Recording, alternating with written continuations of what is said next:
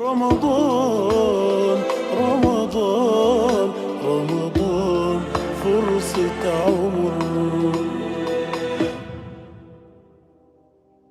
God exists without a doubt. Let's tell a story. Say you have a young guy named Bill. Bill is an atheist. Bill doesn't believe in God. Bill goes to work and comes home, goes to the gym and sees his friends, eats food and breathes air, and yet he refuses to admit that he is created and that his life is under the control of a creator. Then one day, as Bill is driving on the highway, an 18-wheeler swerves in front of him and he loses control, and his car begins to flip, and he starts to think to himself, this may be it, I may die now. What do you think Bill will most likely say? Most likely in such a situation, he would say, "Oh God," or "God help me," or "Oh God, no. Why?" In this hypothetical scenario, Bill is a self-proclaimed atheist, but despite that, it is natural for the human to admit that there must be a God. Even a child will tell you that every building needs a builder, and every book needs a writer. If you told an atheist, this book just appeared, no one wrote it, they would respond to you by saying that's ridiculous. It has to have a writer. If you told them this building just appeared, no one built it, they would say, that's ridiculous, it must have a builder. We Muslims would say to them, then how is it acceptable to you that this entire universe and what is in it just appeared without a creator?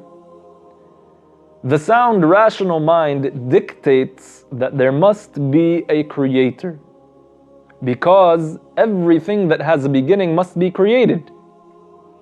And since that which has a beginning is a creation, then this creator must not have a beginning. He must be eternal. Otherwise, he would be a creation.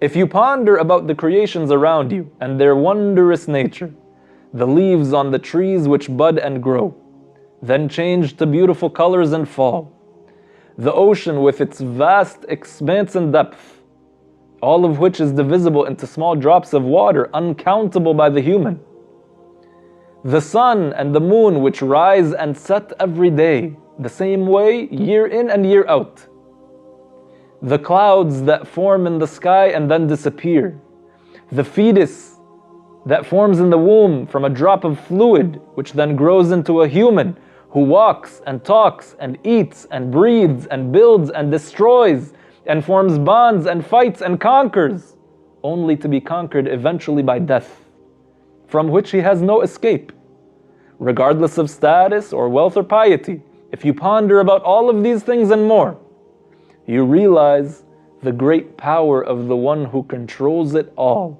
and created it all from nothing and destroys it all whenever he wills. And you should come to the realization that he and only he truly deserves to be worshipped. The Quran and the Hadith are filled with this type of reasoning. Allah said in the Quran, أَوَلَمْ يَنظُرُوا فِي مَلَكُوتِ السَّمَاوَاتِ وَالْأَرْضِ وَمَا خَلَقَ اللَّهُ مِنْ شَيْءٍ وَأَنْ عَسَىٰ أَنْ يَكُونَ قَدِ اقْتَرَبَ أَجَلُهُمْ فَبِأَيِّ حَدِيثٍ بَعْدَهُ يُؤْمِنُونَ? Which means, have they not reflected on the great dominion of Allah in the skies and the earth, and what He has created, and that their deaths may be near? In what message after this Quran would they believe? Allah also said in the Quran, وَإِلَهُكُمْ إِلَهٌ وَاحِدٌ لَا إِلَهَ إِلَّا هُوَ الرَّحْمَنُ الرَّحِيمُ إِنَّ فِي خَلْقِ السَّمَاوَاتِ وَالْأَرْضِ وَاخْتِلَافِ اللَّيْلِ وَالنَّهَارِ وَالْفُلْكِ الَّتِي تَجْرِي فِي الْبَحْرِ بِمَا يَنفَعُ النَّاسَ بما ينفع الناس وما أنزل الله من السماء من ماء فأحيا به الأرض بعد موتها وبث فيها من كل دابة وتصريف الرياح والسحاب المسخر بين السماء والأرض لآيات لقوم يعقلون. Which means your God is only one. There is no God but Him, the Merciful. Indeed, in the creation of the heavens and the earth, the alternation of the nights and the days, the ships that sail the sea for the benefit of humans, the rain sent down by Allah from the sky, reviving the earth after its death, and the scattering of all kinds of creatures throughout, the shifting of the winds and the clouds held between the heavens and the earth, are surely signs for people of understanding. And there are many other verses in the Quran which show that the belief in God is rational, and that believing in the messengers sent by God to tell us about His commands and warn us about the Day of Judgment is rational, and that the human should use his mind to ponder and understand because the message of the prophets is rational. It agrees with what the sound mind dictates and does not contradict it. Now, do not think that the misguidance of atheism is something new, or that the reluctance to believe in a hereafter that we find in many people today is something new. There were people at the time of the Prophet Muhammad sallallahu alaihi wasallam who didn't want to believe in God and in His commands and in accountability and paradise and hellfire and resurrection and the Day of Judgment. Allah Ta'ala revealed the response to such people in the Quran in simple terms. If you can know deep down inside of yourself that there must be a creator for the creation around you, then you should have no problem believing in resurrection after death. Allah said in the Quran, وَضَرَبَ لَنَا مَثَلًا وَنَسِيَ خَلْقَهُ قَالَ مَنْ يُحْيِي الْعِظَامَ وَهِيَ رَمِيمٌ قُلْ يُحْيِيهَا الَّذِي أَنْشَأَهَا أَوَّلَ مَرَّةٍ وهو بكل خلق عليم الذي جعل لكم من الشجر الأخضر نارا فإذا أنتم منه توقدون أوليس الذي خلق السماوات والأرض بقادر على أن يخلق مثلهم بَلَى وَهُوَ الْخَلَّاقُ الْعَلِيمُ. Which means, He said, who will give life to decayed bones? Say, they will be revived by the one who created them the first time, and He is knowledgeable about all creations. The one who gave you fire from green trees, and behold, you kindle from them.